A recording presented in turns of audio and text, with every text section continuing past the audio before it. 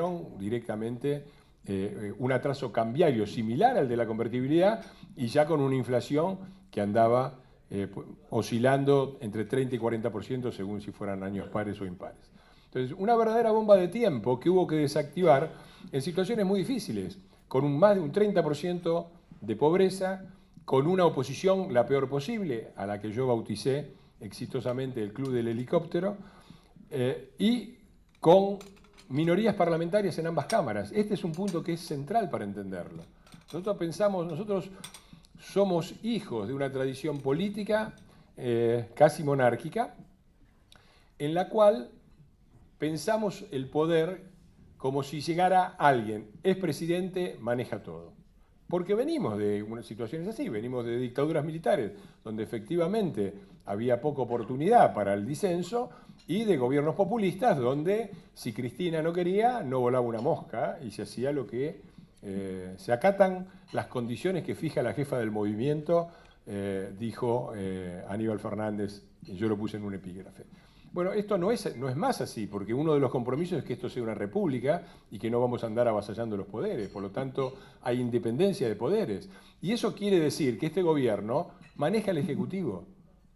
Pero hay mayoría peronista en el Congreso, mayoría peronista en el Senado, hay mayoría peronista en la Corte Suprema, hay mayoría peronista en la mayor parte de los jueces que han sido designados y que actúan hoy, que han sido designados durante el último cuarto de siglo de absoluta hegemonía peronista. Hay mayoría peronista, hasta en el Vaticano tenemos mayoría peronista.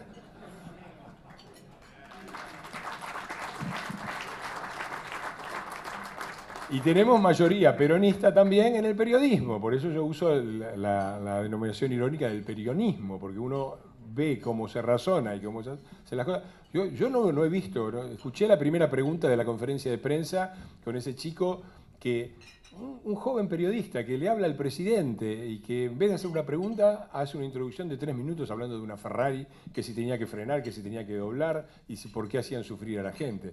Toda gente muy sensible, que era menos sensible cuando de la anterior crisis económica, la del 2001, salimos subiendo 50% a la pobreza y todavía está ahí, clavado, el récord de pobreza, 57,5% en octubre del 2002, un 50% superior al 37,3% que dejó la Alianza en el 2001, en un año.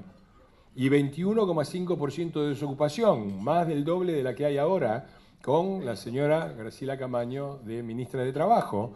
Y todo eso en el gobierno del señor bombero incendiario, que después de recomendarnos a la simpática parejita venida del remoto sur, ahora nos quiere poner como futuro candidato a alguien reconocido por su gran eficiencia económica, que fue funcionario del gobierno de Isabelita, terminó en el Rodrigazo, funcionario del gobierno de Alfonsín, terminamos en la Hiper, embajador de la Alianza, y el que armó toda la ensalada que estamos tratando de arreglar, con atraso tarifario, un default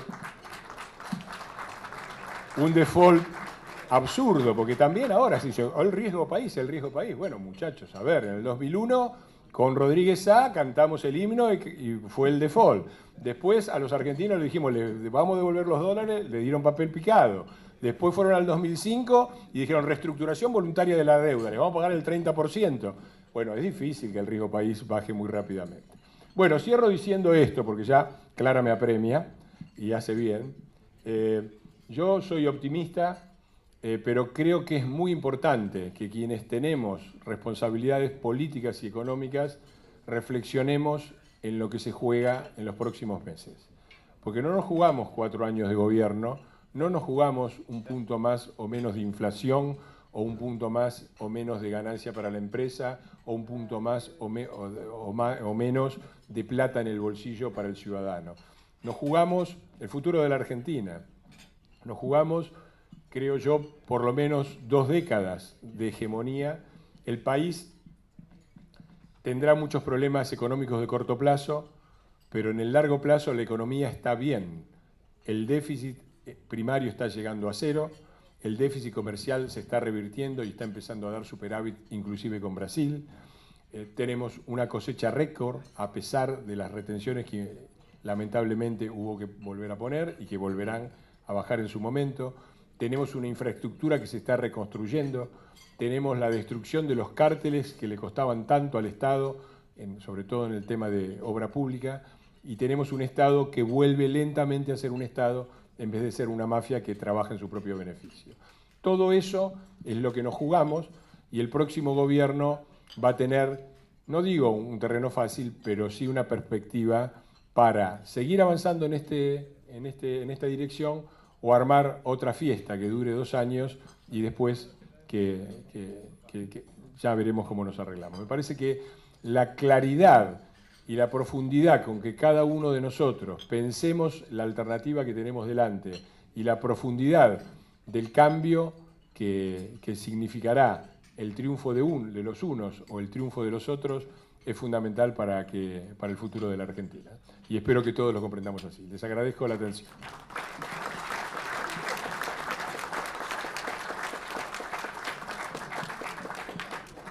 Bueno, hay muchísimas preguntas, no sé si vamos a tener tiempo de plantearlas todas, pero una de ellas dice, Fernando, ¿a qué atribuye que el presidente Macri no haya podido hacer las reformas que debían hacerse desde el principio de su mandato? Es muy simple, es una receta correcta. Yo creo que la idea de hacer todo de entrada y pagar los costos de entrada es una receta excelente para un país que no es la Argentina. La Argentina se ha caracterizado por una oposición golpista que tenía todos los resortes del poder hasta una semana antes y que no fue, en un gesto de desprecio absoluto, ni siquiera entregó el bastón, y que después, en un gesto de ostentación de su poder, liberó a 3 presos a las pocas semanas de asumir. Yo creo, es un contrafáctico. Algunos pensarán, si lo hubieran hecho de entrada, ahora estaríamos mejor. Mi opinión es que no estaríamos acá. Y es una opinión fundamentada en 90 años de historia. Porque yo, con todo amor y respeto a los correligionarios con los que compartimos tantas cosas, yo me permito recordar que los últimos 4 presidentes de origen radical los voltearon a todos. Y que desde 1928 este país no termina un mandato un presidente civil no peronista. El último que lo hizo fue Alvear, 1928. Entonces nosotros seremos muy ignorantes de la política, haremos muy mal las cosas, pero vamos a terminar el mandato. Y eso es una gran noticia para la República, porque un país donde un solo partido puede gobernar no es una democracia. Si un solo partido puede gobernar, la democracia se acabó, muchachos, ¿no? Podemos hacer simulacros de elecciones y todo lo que quieran. Y acá el peligro claro que había era de golpe, inmediato. Lo tuvieron, aún a pesar de los esfuerzos que hizo el gobierno y de postergar y de tratar de evitar a través del financiamiento externo hacer un ajuste mayúsculo, estuvieron todo el tiempo intentándolo. Recuérdenlo, la marcha del 1 de abril que acabó con toda una serie de... Bueno, es infinita la cantidad de ejemplos que que ustedes conocen, no hace falta que los mencione, de las maneras. Yo he estado en la Cámara de Diputados con un bolso listo para disfrazarme porque estaba el gordo Bazooka afuera. Le tiraron 15 toneladas de piedras a la policía por un cambio en la fórmula jubilatoria. Y eso fue en diciembre del 2017, pocos meses después de que ganáramos las elecciones de manera brillante. En octubre, las elecciones. ¿No? Poder, bueno, 2 meses después o 3 meses después, metimos una reforma razonable, porque si no, las jubilaciones hubieran hecho estallar el sistema estatal, el sistema de financiamiento del Estado, una reforma que preservaba, que unía las jubilaciones a la inflación, ¿no? Y a pesar de eso casi nos linchan, porque si entraba la banda del gordo Bazooka en el Congreso había que salir corriendo, yo y Carrió, que estamos ahí en primera fila, los 2 primeros. Entonces eso pasó en diciembre del 2017, después del triunfo del octubre del 2017. Entonces quienes dicen, ¿por qué no lo hicieron al principio? Y deberían pensar un poco las condiciones dificilísimas de gestión del poder en las que se desempeña este gobierno. Fernando, aquí una pregunta. ¿Cuál es tu opinión sobre las declaraciones de Laura Alonso en relación a la Oficina Anticorrupción y al hecho de haber confesado de que no tenía causas en relación con los funcionarios del gobierno? No, lo que dijo Laura es otra cosa, dijo que no se presenta como querellante. Lo dijo mal y se entendió peor y se aprovechó mucho. Básicamente, cuando uno se presenta como querellante, tiene acceso a las causas. Si el juzgado, yo no soy abogado, perdonen si cometo alguna imprecisión técnica, es probable, pero el querellante, si es admitido por el juez, tiene acceso a las causas y por lo tanto tiene una información sobre cómo se desarrolla la causa, que el Estado podría utilizar para manipular la causa en beneficio de los acusados. Lo que Laura dijo no es que no investiga, de hecho, en el caso, para poner un caso paradigmático sobre el correo, generó una tonelada, una cantidad muy importante de información, la oficina, que puso a disposición del juzgado correspondiente y lo hace habitualmente con todas las causas en las cuales los funcionarios del gobierno estén acusados de algún tipo de delito. Lo que no hizo, lo que no hace y no hizo y no quiere hacer para no ser acusada de parcialidad es presentarse como querellante y estar en conocimiento de lo que sucede en el interno de la causa. Fernando, nombraste a los radicales que tenían una relación, no sé cómo definirla, distante hasta hace unas semanas del gobierno de Cambiemos. Hoy vemos entrar a Sanz, Nosiglia, Lustó. ¿Cómo está la relación de Cambiemos hacia adentro en relación con el Partido Radical? Yo creo que la relación es muy buena y lo digo desde el bloque de diputados. El bloque de diputados trabaja, el interbloque trabaja en forma muy unida. Nuestro presidente es nada menos que Mario Negri, una persona a la que yo le tengo un extraordinario aprecio. Por supuesto hay discusiones y hay visiones diferentes, pero eso forma parte de cualquier alianza de gobierno en cualquier país razonable. Me parece que a veces las desavenencias o la falta de acuerdo se magnifican porque no estamos acostumbrados en que el general no sé cuánto diga lo que hay que hacer o la generala no sé cuánto diga lo que hay que hacer y todo el mundo acate, ¿no? Acá hay... ¿No tenés miedo que algunos de ellos pasen, por ejemplo, al sector Labaña? Es decir, esto es lo que se especula. No veo al radicalismo haciendo eso, me parece que sería una tontería impensable, no me parece que exista la posibilidad. Sí puede ser que algunos, qué sé yo, Storani, Ricardo, Alfonsín, Casella, puedan hacer una cosa de ese tipo. Yo, ¿qué voy a decir? Me parece, no quiero hacer un raconto histórico, por ejemplo, de las 3 personas que he nombrado, que me parecen buenas personas, pero la verdad es que creo que son la fotografía de una oposición al peronismo fracasada en la Argentina, de una oposición que fracasó por su debilidad y por sus permanentes claudicaciones. Entonces, me parece que, bueno, los que quieran ir para ese lado irán, pero estoy seguro que van a ser, si lo hacen, van a ser una parte absolutamente minoritaria. No creo que, yo lo he dicho claramente, estábamos comentando recién el libro, aprovecho, paso el aviso, sale a la revisión ampliada y corregida de Es el peronismo estúpido, cuándo, cómo y por qué se jodió la Argentina, sale ahora de nuevo. Mi tesis es muy fácil, la culpa, realmente el gran problema político, no el único, pero que subsiste hoy en la Argentina es el peronismo.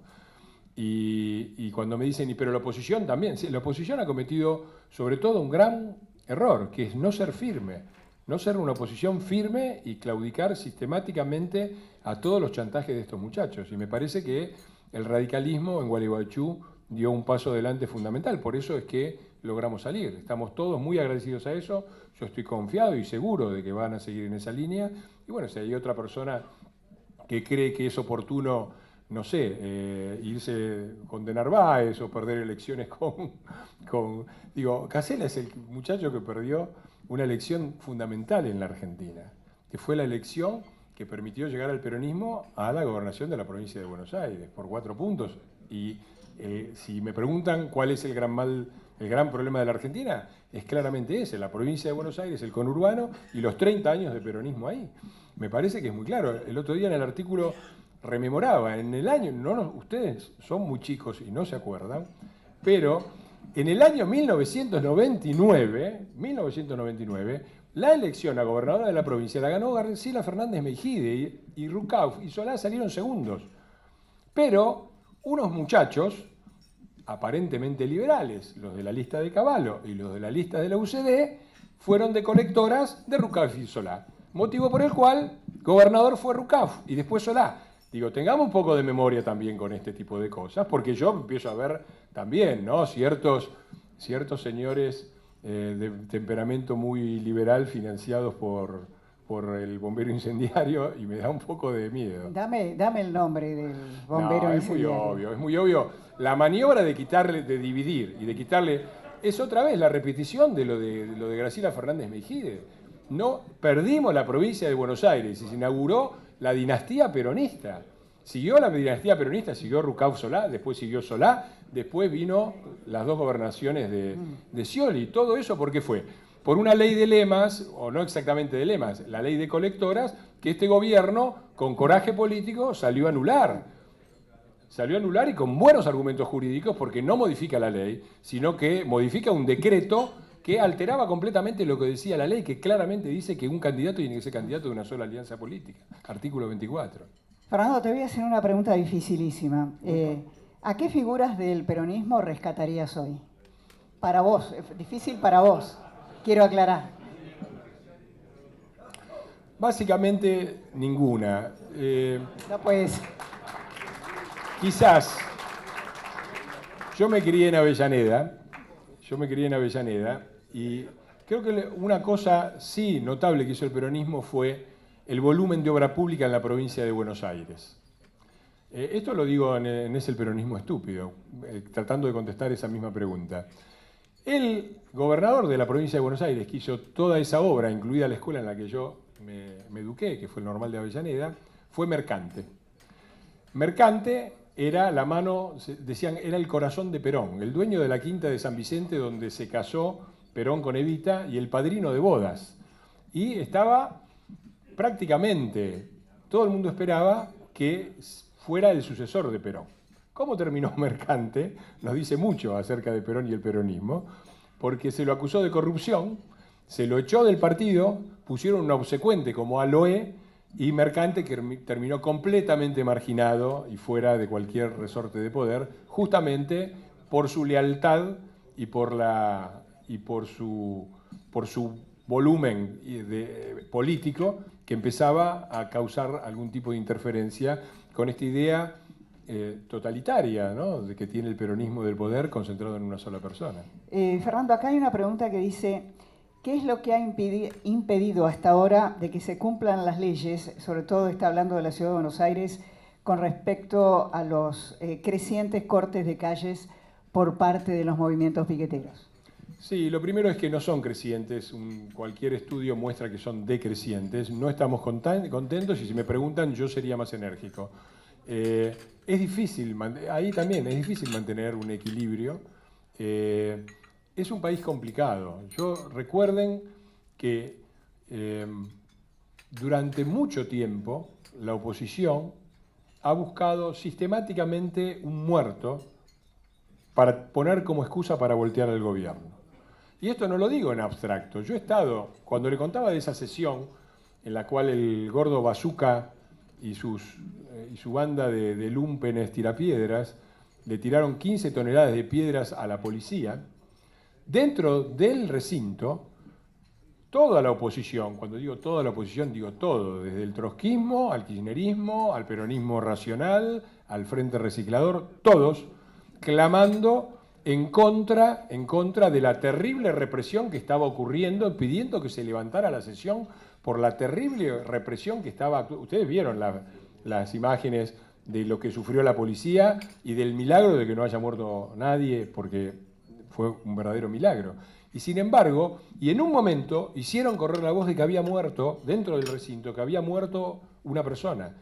Y pidieron 11 levantamientos de sesión, incluida la última, la doctora Graciela Camaño, que tuvieron que ser rechazadas por nuestra bancada, que no podíamos ir al baño, porque estábamos tan justos con los votos, que teníamos que hacer turnos de 2 personas para ir al baño en todo el bloque, porque si nos levantábamos nos metían un levantamiento de sesión. En el medio de todo eso. Y estamos hablando de un muerto. Yo les recuerdo, para que tengamos una dimensión de las cosas, que este país celebró sus 30 años de democracia en diciembre del 2013 con más de 20 muertos en los 20 muertos en los saqueos de Córdoba, Tucumán y el interior, y con la presidenta de la Nación, con una murga y con Moria Kazán, celebrando los 30 años de democracia en un acto oficial, bailando con una murga delante de la Casa Rosada. Más de 20 muertos. Ahora yo les pregunto, porque perdonen el tono a veces un poco de fastidio que me sale natural y que no logro esconder, pero uno siente desde acá que permanentemente se nos mide con la vara de Suiza, tenemos el embajador aquí, después de 12 años de medir todo con la vara de Uganda. Digo, imagínense si hubiera en un diciembre 20 muertos mientras gobierna Cambiemos. No pueden gobernar, otra vez, los muchachos que no saben gobernar. Pero los muchachos que saben gobernar se comieron más de 20 muertos. Y siguen hablando de eso. Yo siempre recuerdo, todavía hablamos en este país, y acá hablo del sesgo peronista de la información, hablamos todavía de los muertos de la Rúa, de diciembre del 2001. Fueron 38, de los 38 muertos de la Rúa en la plaza, porque uno dice eso y le pregunta a un chico, ¿y qué fue lo que pasó? Y casi todo el mundo te va a contestar, no, el pueblo hambriente fue a la Casa Rosada y la represión mató 38. En la Plaza de Mayo murieron 3 personas. 3 personas son muchísimas, es un dolor inmenso, pero 3.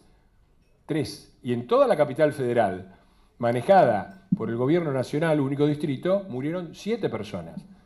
28 murieron en provincias gobernadas por el peronismo. 28. ¿Saben cuál fue el récord? Buenos Aires. Gobernadores, Rucauf y Solá. Entonces, esos son los vínculos ocultos de la historia argentina. El enorme complot que hay de silenciamiento con respecto a lo que realmente pasó en este país. Y el resultado es que, para este gobierno, un solo muerto, vuelvo a la pregunta que me hicieron, puede ser un motivo de destitución o por lo menos de enorme inestabilidad política, pero 20 y pico de muertos para los muchachos, y bueno, dale. Los cordobeses todavía se acuerdan, porque por algo fue el voto cordobés. En gran parte fue porque la señora se negó a enviarle la gendarmería al gobernador que no disponía de policía, y ahí fue cuando empezaron los saqueos. Fernando Iglesias, muchísimas gracias. Muchísimas gracias a ustedes. Hasta luego.